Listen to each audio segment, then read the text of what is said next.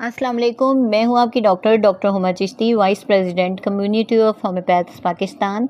आज का टॉपिक एक डिज़ीज़ के हवाले से है। डिज़ीज़ एक कॉमन डिज़ीज़ है, पेरिटोनाइटिस के हवाले से बात करेंगे। पेरिटोनाइटिस डेफिनेटली आप देखते हैं कि नाम जो पेरिटोनियम से है और पेरिटोनियम कहा जाता है पेट की झिल्ली को। तो पेरिटोनाइटिस जो है it is an inflammation of the peritoneum. जैसा कि अभी मैंने ज़िक्र किया कि peritonitis is the inflammation of the peritoneum. तो पेरिटोनियम क्या है कि एक डेलिकेट सीरस मेम्ब्रेन होती है, जिसे मैंने आम लफ्ज़ों में आपसे शेयर किया कि पेट की झिल्ली कहा जाता है, और ये लाइन करती है एब्डोमिनल एंड पेल्विक कैविटीज़ को, यानी जो भी ऑर्गन्स, इसके अलावा जितने भी मौजूद होते हैं, इसके अंदर ऑर्गन्स मौजूद होते हैं, उनको कवरिंग करती है। पेट के अंदर जितने भी ऑर्गन्स हैं उनकी कवरिंग करती है पेरिटोनियम। आप देख रहे हैं मेरा चैनल होमियो डॉक्टर हुमा, और बात कर रहे हैं हम पेरिटोनाइटिस के हवाले से। जब भी इस मेम्ब्रेन की इन्फेक्शन होती है तो बैक्टीरिया की वजह से होती है और इसको पेरिटोनाइटिस कहा जाता है। इसके अलावा चंद एक और भी चीज़ें हैं जिसका टाइम टू टाइम ज़िक्र होता रहेगा, और ये है कि कुछ एक्सुडेशन हो जाती है जब पेरिटोनाइटिस होता है।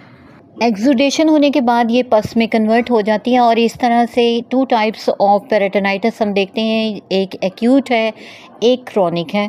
और डेफिनेटली आपको पता चल रहा है कि एक्यूट जो होता है वो जल्दी ठीक हो जाता है, और क्रॉनिक जो है जब उसको ट्रीट ना किया जाए तो क्रॉनिसिटी की तरफ चला जाता है। अब हम बात करेंगे इसके कॉजेज़ के हवाले से। बेसिक कॉजेज़ के हवाले से अगर बात की जाए तो पेरिटोनाइटिस जो है वो बैक्टीरियाज़ की वजह से भी होता है, टॉक्सिन्स की वजह से होता है, और फंजाई भी इसकी वजह बनती है। और अगर इसको ट्रीट ना किया जाए तो ये इन्फेक्शन ब्लड में सरायत कर जाती है। जैसे ही ये इन्फेक्शन ब्लड में शामिल हो जाती है तो इसकी वजह से सेप्सिस हो जाता है, और ये वो कंडीशन होती है कि जहाँ मल्टीपल ऑर्गन्स जो हैं वो फेलियर की तरफ चले जाते हैं या डेथ की तरफ चले जाते हैं। अगर अभी तक आपने चैनल को सब्सक्राइब नहीं किया तो मेरे चैनल होमियो डॉक्टर हुमा को सब्सक्राइब कर दीजिए, लाइक कीजिए, और कमेंट सेक्शन में अपनी राय का इजहार ज़रूर कीजिए।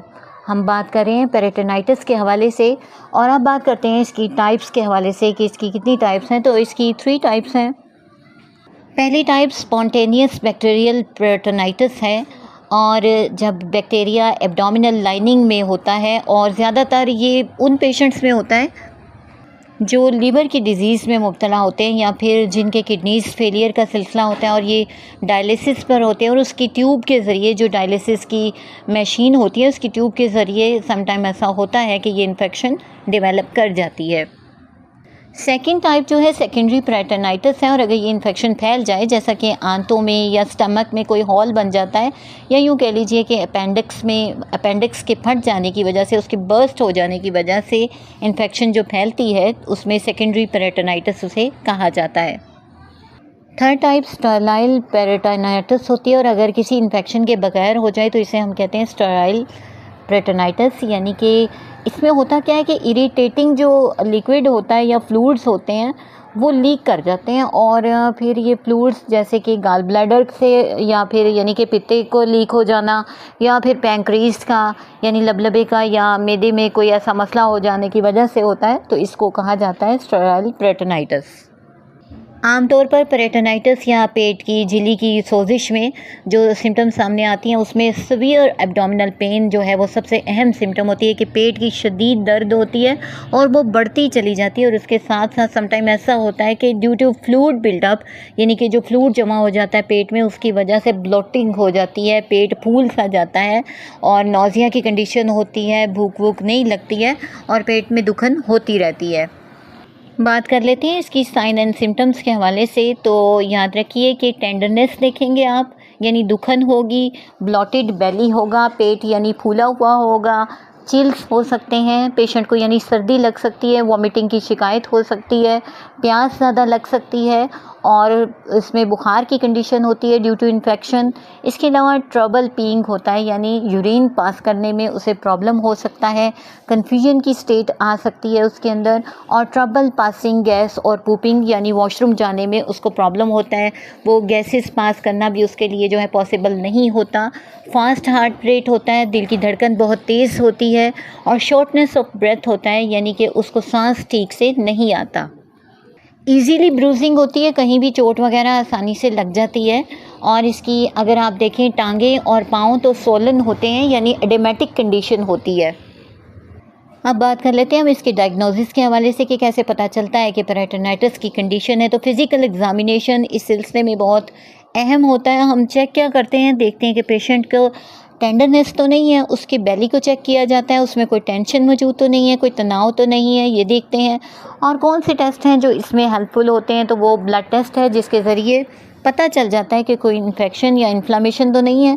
इसके अलावा इमेजिंग टेस्ट के ज़रिए पता चल सकता है, जिसमें एक्सरे है, सीटी है और एक्सप्लोरेटरी सर्जरी है। ट्रीटमेंट के हवाले से बात की जाए तो एलोपैथिक वे ऑफ ट्रीटमेंट में एंटीबायोटिक्स दी जाती हैं और इसके अलावा एंटी फंगल रेमेडीज़ दी जाती हैं ताकि ये ठीक हो सके।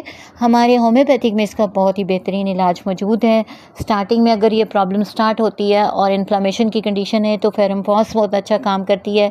बेलाडोना हमारी मेडिसिन है जो डिस्ट्रेसफुल रेचिंग अगर हो रही हो और फिर वॉमिटिंग की कंडीशन हो रही है और स्पेशली बाइल की वॉमिटिंग होने लगे, यानी सुफरा की जो उल्टी होती है, क्या होती है, वो आ जाए तो उसमें भी होता है। और पेशेंट की कंडीशन इसमें ऐसी होती है कि वो आंतों को ऐसे लगता है ग्रास्प कर लिया गया है, जकड़ लिया गया हो।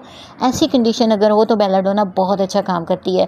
फिर एकोनाइट हमारी मेडिसिन है जो अगर फ़ीवर शदीद किस्म का साथ में फ़ीवर भी हो गया है और पेट में जो है वो सोजिश भी हो गई है, पेन भी है, वहाँ पर आप इसको देते हैं। अगर बेलाडोना फेल हो जाए तो फिर एट्रोपिन सल्फ हमारी मेडिसिन है जो बहुत अच्छा काम करती है।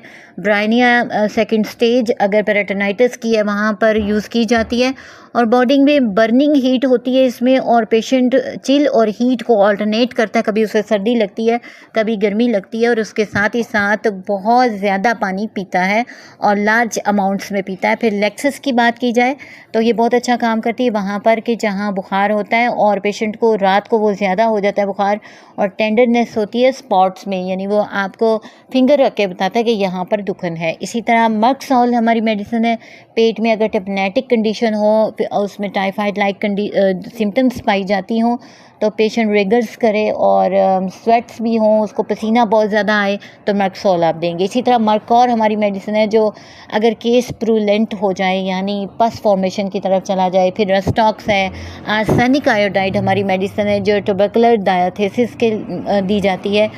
There are many more medicines जो हम according to sign and symptom देते हैं और पेशेंट क्योर कर जाता है। यहाँ आपसे कहूँगी कि सेल्फ मेडिकेशन से परहेज़ कीजिए, अपने करीबी डॉक्टर से रुजू कीजिए। मुझे अपनी दुआओं में याद रखें।